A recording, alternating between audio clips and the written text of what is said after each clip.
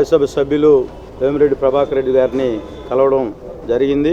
తెలుగుదేశం పార్టీలకు మేమందరం కూడా సారు వచ్చేదాన్ని మేమందరం కూడా పూర్తిగా స్వాగతిస్తూ ఉన్నాం.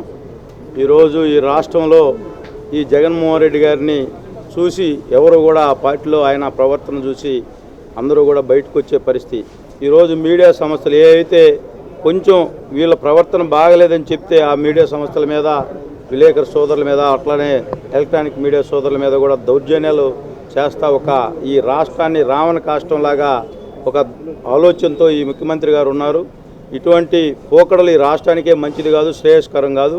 తప్పనిసరిగా ఇటువంటి ముఖ్యమంత్రి గారికి, ఇటువంటి పార్టీకి కూడా తగిన బుద్ధి చెప్పాలని వీళ్ళందరూ కూడా, పెద్దలందరూ కూడా ఆలోచించి తెలుగుదేశం పార్టీ అయితే నారా చంద్రబాబు నాయుడు గారు అయితేనే మనందరికి కూడా తగిన గౌరవం ఉంటుంది, ఆ పార్టీలోనైతేనే తగిన గౌరవం ఉంటుందని పెద్దలందరూ కూడా ఒక ఆలోచనతో ఈరోజు తెలుగుదేశం పార్టీలోకి రావడానికి వాళ్ళందరూ కూడా సిద్ధంగా ఉన్నారంటే ఈ రాష్ట్రంలో బడుగు బలహీన వర్గాల ప్రజలు కానీ, వ్యాపారస్తులు కానీ, ఒక సమాజానికి సేవ చేసే ఎవరైతే పెద్దలు ఉంటారో అందరూ కూడా ఈరోజు ఈ రాష్ట్రంలో చంద్రబాబు నాయుడు గారు అయితేనే మంచి జరుగుతుందనేది ఒక మంచి ఆలోచనతో అందరూ ఉన్నారు.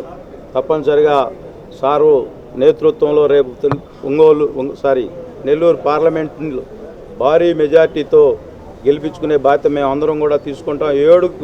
7 ఎమ్మెల్యే సీట్లు అలాగే సార్ను కూడా భారీ మెజార్టీతో గెలిపించే విధంగా మేము అందరం కూడా 24 గంటలు కష్టపడి ఈ రాష్ట్రానికి చంద్రబాబు నాయుడు గారిని ముఖ్యమంత్రి అయ్యే వరకు మేమందరం కూడా కష్టపడి తెలుగుదేశం పార్టీకి పూర్వ వైభవం నెల్లూరు జిల్లాలో తెలుగుదేశం పార్టీ నెల్లూరు జిల్లా పార్టీలో పార్లమెంట్లో 7 అసెంబ్లీ స్థానాలు కూడా తెలుగుదేశం పార్టీ కంపల్సరిగా కైవసం చేసుకోబోతుందని ఈ సందర్భంగా తెలియజేసుకుంటూ సార్ రావడం మా అందరికి కూడా చాలా సంతోషకరంగా ఉంది. తెలుగుదేశం పార్టీకి ఒక మంచి పార్లమెంట్ అభ్యర్థి సార్ రాబోతూ ఉన్నారు కాబట్టి మేమందరం కూడా ఆయన రాకని స్వాగతిస్తూ ఈరోజు సార్ని మర్యాదపూర్వకంగా కలవడం మా మండల పార్టీ అధ్యక్షులందరం కూడా వచ్చి కలిసి సార్కి స్వాగతం చెప్పడం జరిగిందని చెప్పి ఈ సందర్భంగా తెలియజేస్తాం.